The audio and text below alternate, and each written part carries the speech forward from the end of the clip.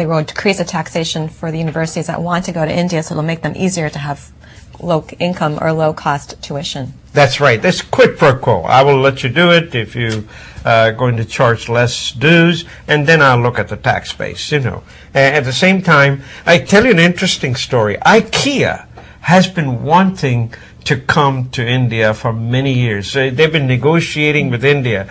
Now, IKEA does now want to have a local partner because all of their stores are owned by themselves. Right. So they're saying, no, we don't want any partnership. Well, India said, bye-bye.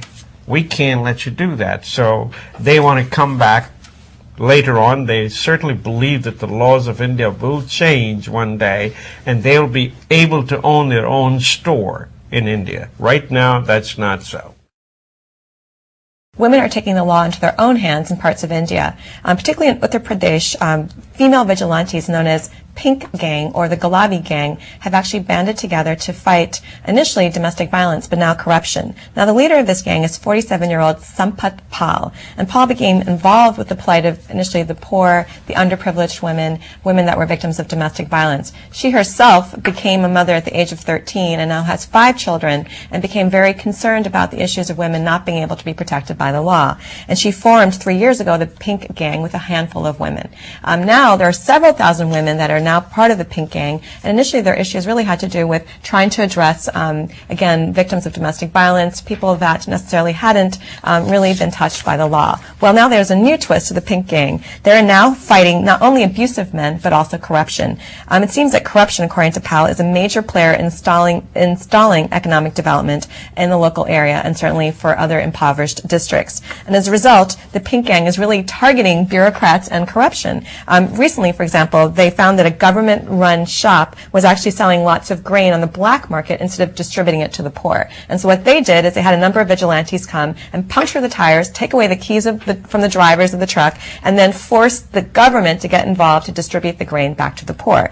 Certainly this isn't without some criticism, and there have been some real concerns in terms of how forceful they've been in terms of some of their escapades. But it's certainly an example of women coming together and really trying to fight corruption and certainly trying to improve the lot for women in India. You know, there was one called Pink Chuddies in Bangalore, and they were fighting the Hinduvatas or whatever it was from allowing women into the nightclubs or drinking or smoking. So I like that. I think that's the way to go. You know, here in America, I want to tell you a case of corruption that will blow you away. Governor Rod Blagojevich, everybody knows, pay-to-play politics in Illinois. He's the one who was trying to sell Senator Barack Obama's seat. 4 casinos has sued Rod Blagojevich because what he did, he came up with a law where he says casinos will give 4% of their revenues to the racehorse owners, because the racehorse owners used to own the gambling thing in Illinois. Now they have to share it with the casinos. So the casinos for 2 years at least should give 4% of their revenues to these people. This happened in 2006.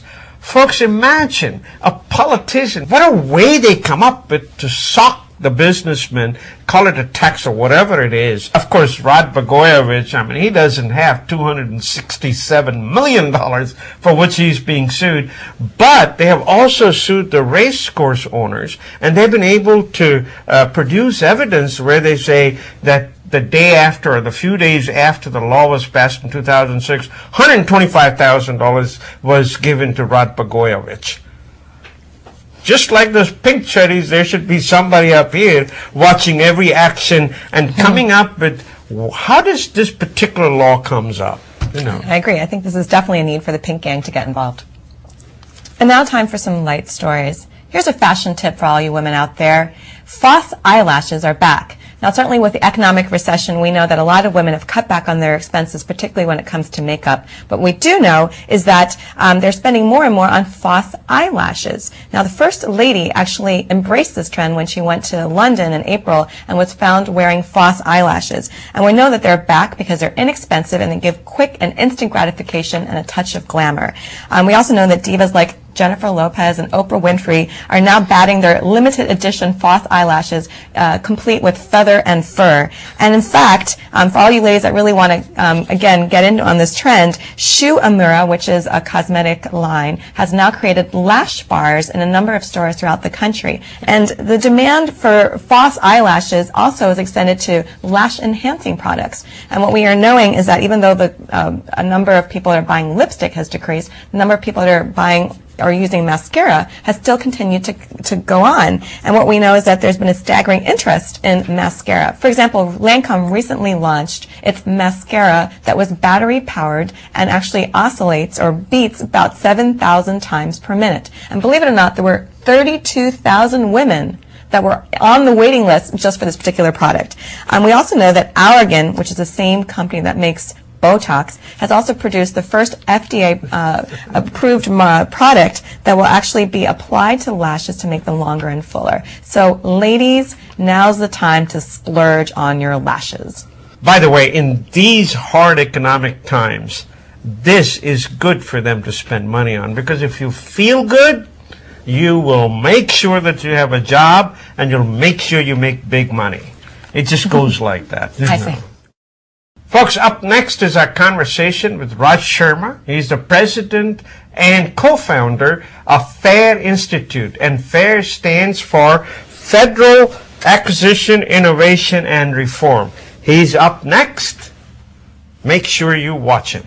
And from both of us, we sincerely hope you have a wonderful summer weekend. Namaste. Namaste.